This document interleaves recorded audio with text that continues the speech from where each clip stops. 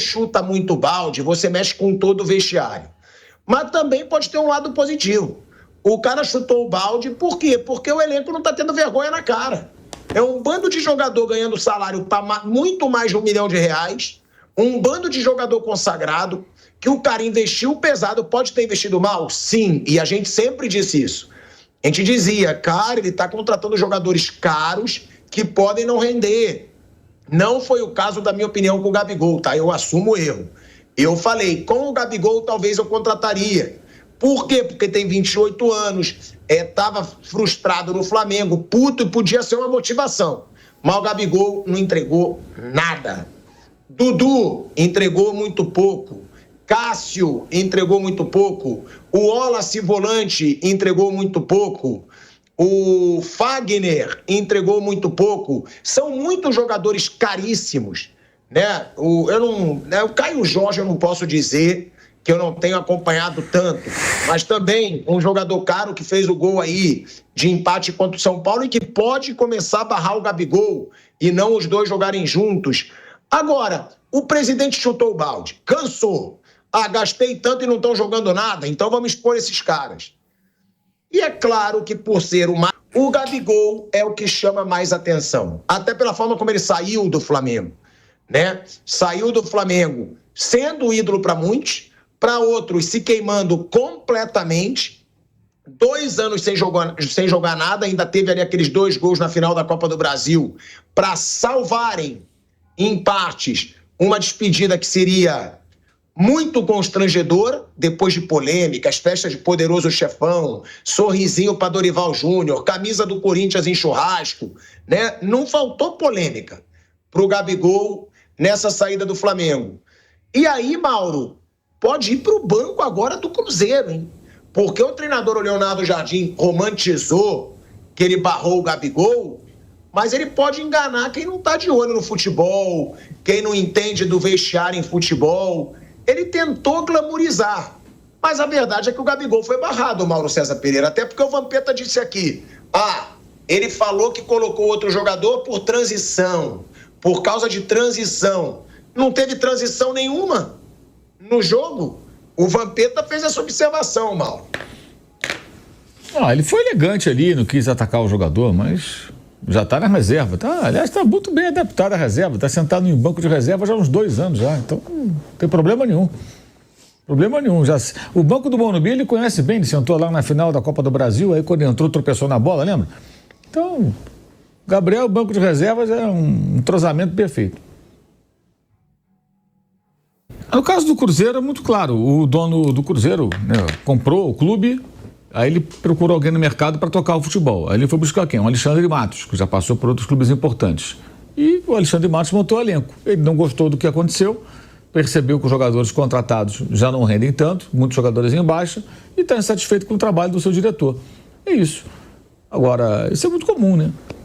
Mas não é só clube não, torcida, imprensa, geral. Com o tema, eu sei que muita gente às vezes vai falar, mas a gente tem que preocupar com o Cruzeiro, mas vocês estão achando que a campanha na Copa Sul-Americana é vergonhosa. No Brasileiro são 4 pontos em 9, com 2 jogos fora de casa, com aquele do Inter, mas vocês estão achando que tá normal?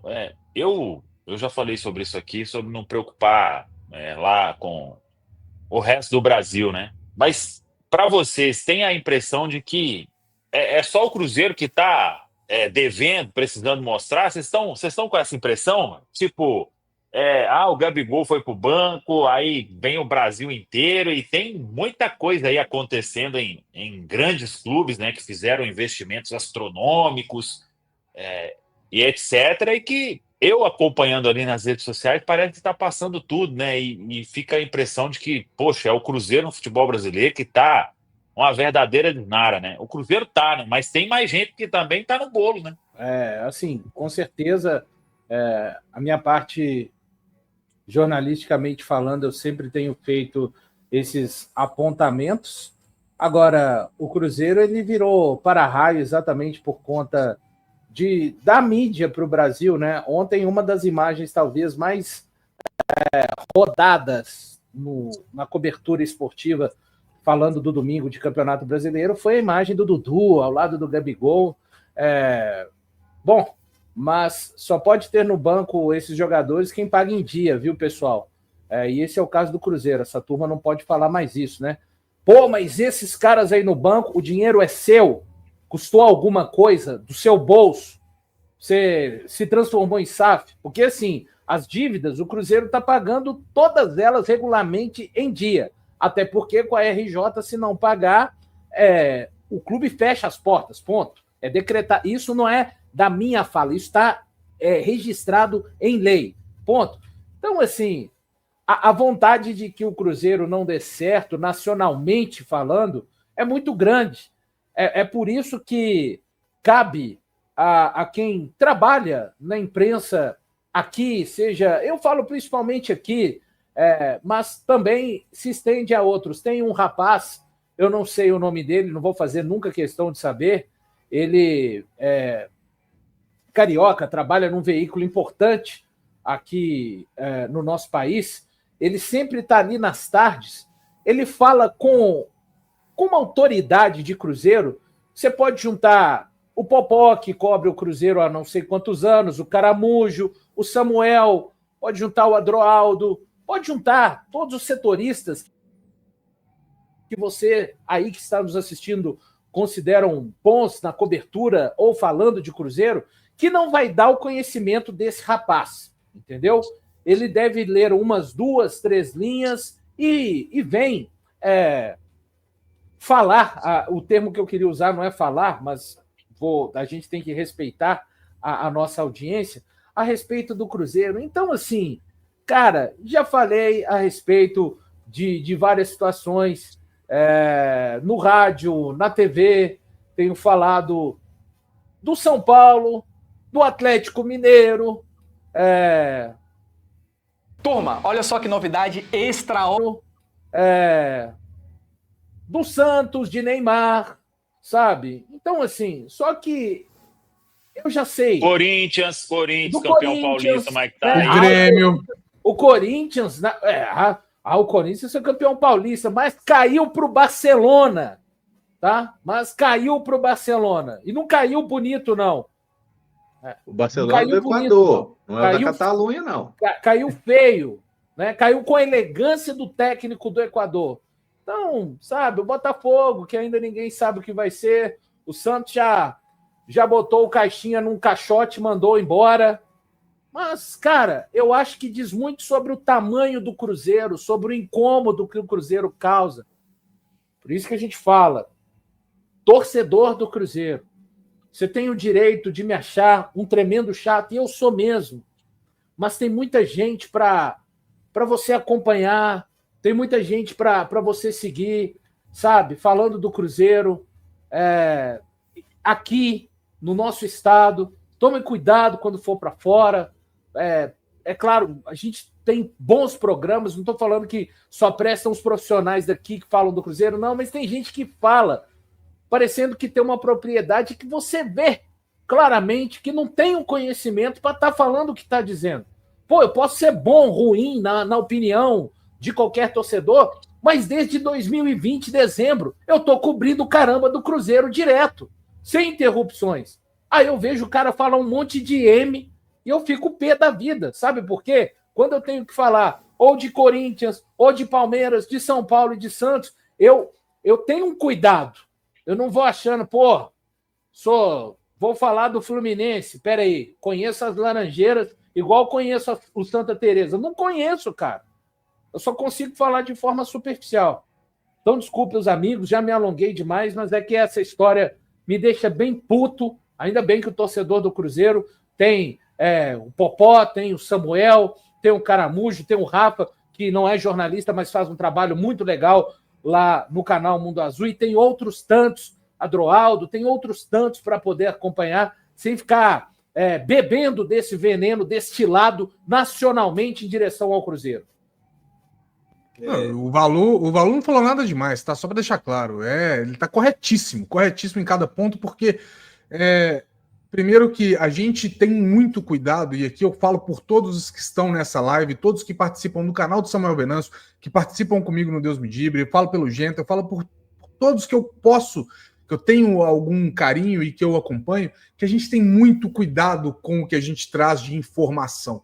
A gente tem muito cuidado, porque a gente sabe que fontes, elas podem ter interesses, fontes, elas podem querer passar uma versão, e a gente tem que ter cuidado de olhar o outro lado, de pesquisar, de estudar. E não é porque a gente está cobrindo o Cruzeiro que o que a gente fala é verdade, mas a gente tem o cuidado de trazer a informação mais próximo possível daquilo que está acontecendo, do fato que é. Então, o Valu está corretíssimo. O Cruzeiro se botou numa vitrine, e aí não tem como não se colocar, porque fez as contratações mais midiáticas dos últimos anos, né? Querendo ou não, quando você traz um Dudu do Palmeiras, quando você traz um Cássio do Corinthians, quando você traz um Gabriel Barbosa do Flamengo, cara, você chama para si a atenção da mídia. Ok, tudo bem, estamos acostumados com isso, sabemos que o olhar vai ser diferente. Agora, a análise, ela não é verdadeira. A análise que acontece hoje com o Cruzeiro, ela não é verdadeira. Tentam vender que os problemas que o Cruzeiro tem partem justamente desses 3 caras que eu falei. Como se os problemas do Cruzeiro fossem do Dudu, do Gabigol e do Cássio. Sendo que o problema do Cruzeiro não é esse. Não são esses 3. É claro que a gente queria que eles estivessem vivendo fases melhores. É claro que em determinado momento o Cássio teve sim uma oscilação e a gente chegou a questionar. É claro que o Dudu, ele surpreende porque ele chega e a gente muito desconfiado de como ele estaria fisicamente, ele rende. O Gabigol, por mais que esteja entregando alguns números, ele ainda está abaixo daquilo que a gente esperava em termos de performance, mas não são os problemas do Cruzeiro. Esses 3 não são os problemas do Cruzeiro. E toda chamada que envolve apontar os problemas ou fazer alguma análise, utilizam a imagem deles, tentam colocar na conta deles como se esses caras fossem, nossa, agora olha o problemão que o Cruzeiro arranjou contratando o Gabigol. Cara, desculpa, se o problema do Cruzeiro fosse o Gabigol, a gente estava feliz da vida, porque estava tranquilo de resolver. E não é. O problema do Cruzeiro é estrutural, o problema do Cruzeiro é interno, é de gestão, o problema do Cruzeiro é um elenco montado de forma desequilibrada, algumas posições que são carentes de algum tempo. O problema do Cruzeiro é a gente tem confiança no jogador, ele não está correspondendo, um jogador que a gente já viu jogar em alto nível, e aí posso citar nominalmente, por exemplo, o William. O William é um cara que a gente já viu jogar em alto nível, que é um dos melhores laterais do país, que vem oscilando. Fez uma ótima partida contra o Mirassol, depois não conseguiu entregar nada contra o Mushuki-Runa. Então, assim, a gente tem noção do que a gente fala quando a gente fala de Cruzeiro. A gente tenta fazer os apontamentos corretos. Olha, o problema do Cruzeiro está aqui. Quando o Pedrinho fala, a gente levanta, pô, Pedrinho, podia ajudar, não precisava de falar tanto, não precisava de expor tanto o elenco. Ao mesmo tempo a gente fala, pô, mas é o perfil do cara, a gente sabia o que estava por vir. Os jogadores também sabiam que estavam por vir. Os problemas de diretoria, pô, quantas vezes não falamos? Matos, Pelaipe, quem está trabalhando lá, o departamento de mercado, o departamento de scout. A gente sabe os problemas do Cruzeiro. Só que tudo na mídia nacional, o que foge um pouquinho aqui de Belo Horizonte olha lá, Gabigol está no banco. Gente, o Cruzeiro fez sua melhor partida nessa temporada com o Gabigol no banco. E tá tudo bem. Não tem cláusula de que o Gabigol tem que ser titular. Ele vai ser importante, ele vai jogar, mas para esse jogo não cabia. E tá tudo bem. O Cruzeiro começou a resolver os problemas dele. E não foi porque o Gabigol estava no banco. Foi porque dessa vez montou meio de campo e o time teve uma postura diferente.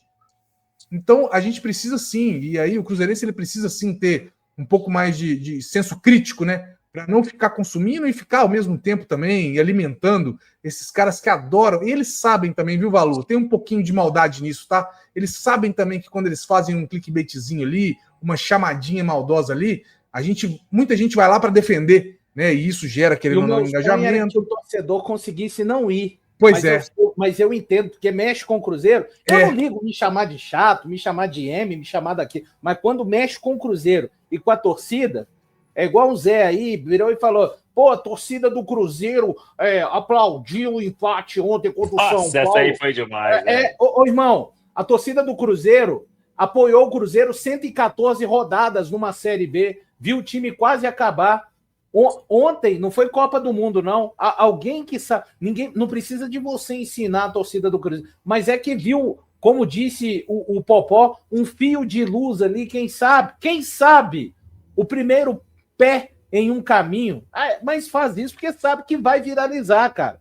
Usam esse argumento, usam o nome do Cruzeiro, porque é a torcida que tem o tamanho que tem, não preciso de ficar falando aqui, é só ver os jogos do Cruzeiro no Mineirão, né? Tá tendo algum problema no Mineirão, que só o Cruzeiro pode pôr mais de 40 mil? Deve estar tendo. Então é por isso que sempre citam o nome do Cruzeiro mesmo.